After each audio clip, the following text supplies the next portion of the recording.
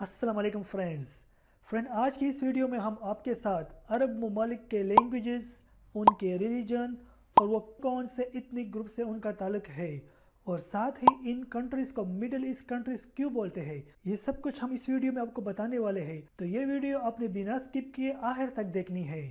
Friends, ہم اس video کی ابتدا ورڈ مڈل ایسٹ سے کرتے ہیں۔ مڈل ایسٹ اس کو کیوں کہتے ہیں؟ آخر کیا وجہ ہے کہ عرب ممالک جتنے بھی ہیں، چاہے وہ سعودی عرب ہو، یو اے ای ہو، جتنے بھی عرب ممالک ہیں ان کو مڈل ایسٹ کنٹریز بولا جاتا ہے؟ ایسی کیا خاص وجہ ہے؟ تو اس کا سب سے آسان آنسر یہ ہے چونکہ یہ کنٹریز یورپ، ایشیا، افریقہ کے مڈل میں موجود ہے، تو اس وجہ سے ان کو مڈل ایسٹ کنٹریز بولا جاتا ہے۔ اور ان میں Yemen, Oman, U A E, Bahrain, Qatar, Saudi Arab, Jordan, لبنان، اسرائیل، فلسطین، ایران، مصر اور ترکی کے ممالک شامل ہیں۔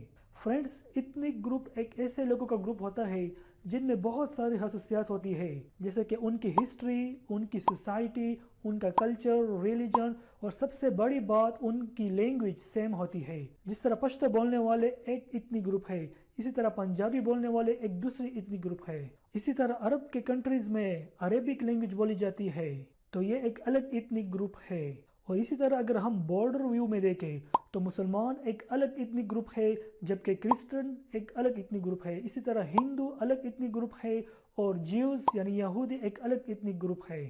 فرینڈز، جیسے کہ ہم سب جانتے ہیں کہ آج مسلمان پوری دنیا میں موجود ہے، لیکن زیادہ تر مسلمان ایشیا، نارتھن افریقہ اور مڈل ایسٹ کنٹریز میں موجود ہے، کیونکہ مسلمانوں کی ابتدا ہی مڈل ایسٹ کنٹری یعنی سعودی عرب سے ہوئی تھی، جو کہ بعد میں پوری دنیا میں پھیل گئے۔ مڈل ایسٹ کنٹری میں زیادہ تر لوگ مسلمان ہیں، لیکن وہاں پر یہودی اور عیسائی بھی رہتے ہیں۔ آپ کو زیادہ تر یہودی اسرائیل میں دیکھنے کو ملیں گے، اور اسی طرح عیسائی آپ کو زیادہ تر لبنان میں دیکھنے کو ملیں گے۔ مسلمانوں کی زیادہ آبادی کے لحاظ سے انڈونیشیا، پاکستان اور بنگلہ دیش پہلے، دوسرے اور چوتھے نمبر پر آبادی کے لحاظ سے ان کا نمبر آتا ہے، جبکہ تیسرے نمبر پر انڈیا کا نمبر آتا ہے، جہاں پر انڈونیشیا اور پاکستان کے بعد سب سے زیادہ مسلمان انڈیا میں آج بھی آباد ہے، اور اس وقت وہاں پر مسلمانوں کی آبادی تقریباً 20 کروڑ ہے۔ پانچویں نمبر پر نائجیریا کا نمبر آتا ہے، جس کی آبادی 12 سے 13 کروڑ ہے۔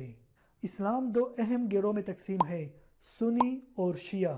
دنیا میں زیادہ تر مسلمان سنی ہیں، جن کی تعداد 85% ہے، اور 15% مسلمان شیعہ ہے۔ ایران، عراق، آذربائیجان اور بحرین میں زیادہ تر لوگ شیعہ مسلم ہیں۔ بحرین کے جزیرے اور سعودی عرب کے ساحل کے قریب زیادہ تر لوگ شیعہ ہیں۔ بحرین میں آبادی شیعہ مسلم کی زیادہ ہے، لیکن وہاں کے بادشاہ اور اس کے ساتھ سیاسی طور پر طاقتور طبقہ بحرین میں سنی مسلم ہیں۔ ایران اور سعودی عرب دونوں آئل ریچ کنٹری ہے، یعنی وہاں پر تیل کی پیداوار اور ان کی خرید و فروخت بہت زیادہ ہے، اور دونوں ممالک چاہتے ہیں کہ پورے مڈل ایسٹ پر اپنی حکمرانی بنائے اور ان سارے علاقوں کو وہ اکیلے کنٹرول کرے۔ سعودی عرب سنی ڈومیننٹ کنٹری ہے، یعنی وہاں پر سنی مسلمانوں کی تعداد زیادہ ہے، اور وہ مڈل ایسٹ میں سنی مسلم جتنے بھی ممالک ہیں ان کو سپورٹ کرتا ہے۔ اور اسی کے ساتھ ہی ایران ایک شیعہ ڈومیننٹ کنٹری ہے، جہاں پر شیعہ لوگوں کی تعداد زیادہ ہے، اور وہ مڈل ایسٹ میں شیعہ ممالک ان کو سپورٹ کرتا ہے، اور یہ اسی وجہ سے دونوں اپنا اثر و رسوخ پورے مڈل ایسٹ پر بنانا چاہتے ہیں۔ فرینڈز، مڈل ایسٹ میں سیریا کا نام ہم نے بہت زیادہ سنا ہے۔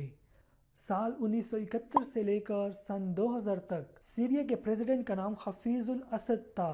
سن 2000 میں اس کی وفات ہو جاتی ہے، جس کے بعد اس کا بیٹا بشار الاسد سیریا کا کنٹرول سنبھال لیتا ہے۔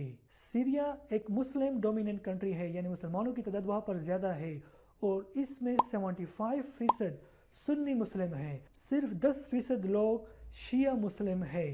لیکن سیریا کا پریزیڈنٹ بشار الاسد ایک شیعہ مسلم ہے، جس کی وجہ سے سال 2011 میں جب عرب اپرائزنگ ہوئی تو یمن میں بھی بہت زیادہ پروٹیسٹ اور احتجاج شروع ہوئے، جس کی وجہ سے بہت سارے بے گناہ لوگوں کی جانوں کا ضیاع ہوا، لیکن بشار الاسد اب بھی سیریا کا پریزیڈنٹ ہے۔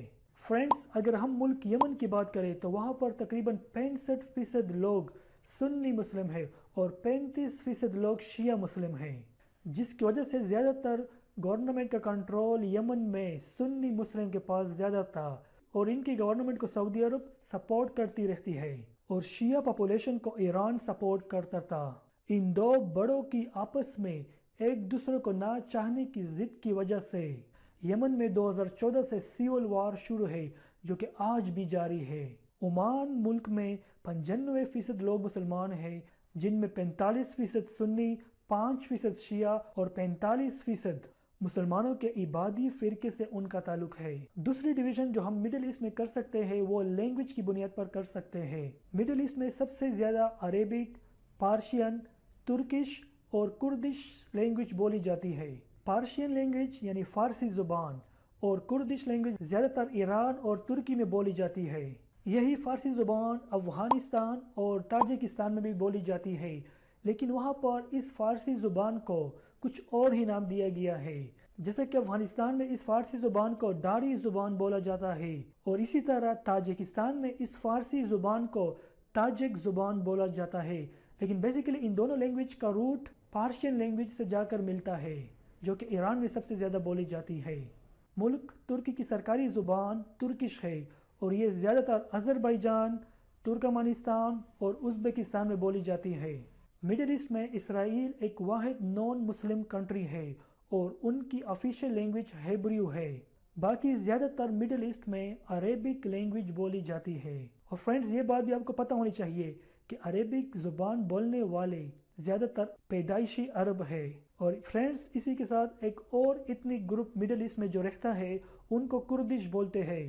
کردش ایتھنک گروپ سے تعلق رکھنے والے زیادہ تر لوگ عراق، ایران، ترکی، سیریا اور ارمینیا میں موجود ہے اور یہ ان علاقوں میں آباد ہے جو کہ آئل ریچ ہے، یعنی وہاں پر تیل کی پیداوار اور خرید و فروخت زیادہ ہوتی ہے۔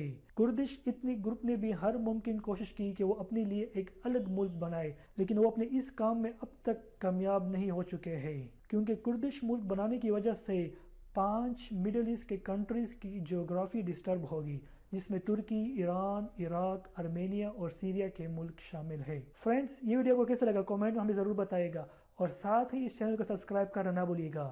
Thank you.